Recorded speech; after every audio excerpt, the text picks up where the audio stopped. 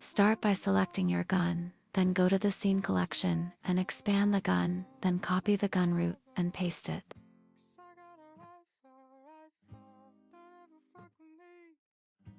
Now click the second gun, then select its gun route. Then go to the Modifiers tab. Click Add Modifier, then search for Wireframe and add it. Uncheck the Even box, then go into Edit mode and click A.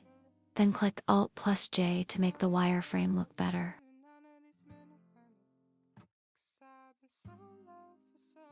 And now, you can set the thickness to 0.001, then apply the wireframe modifier.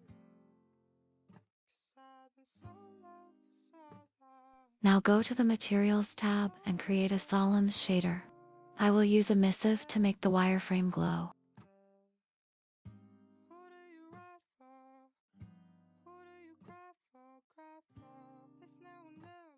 Now rename the shader material, then scroll down to Solemns and add your texture and embed it.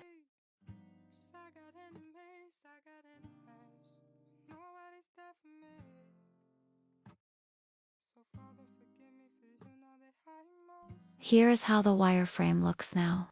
You can go to the main gun root and add your material for the base of the gun. I'll show you how.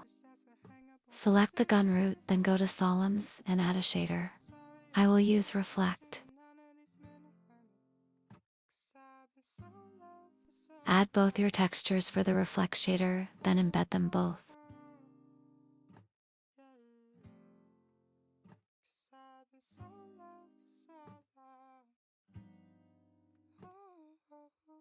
Set the value parameters to how you'd like. I'm also going to make some parts of the gun white. You can follow along if you wish.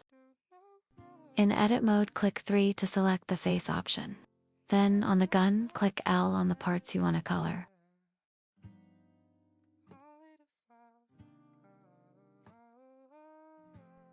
Now I will create another Reflect shader.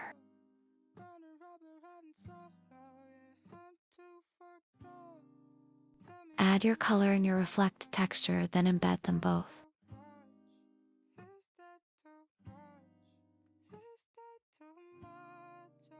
Make sure those parts of the gun are selected still.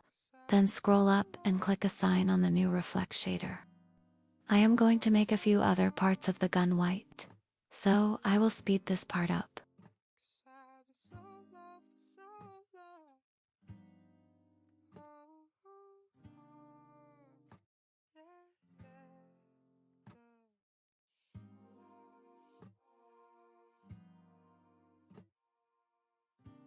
Now we need to join both guns. So select the second gun root, then on the gun hold Shift and select the base that's not wireframe and click Ctrl+J. In the scene collection, you know if it worked, if the second gun route is now missing. If it is, delete the hierarchy for the second gun like I do. I am going to enable the statistics for the gun to see if I need to decimate it. There's only 50k faces, so I won't decimate it. You can now export the gun.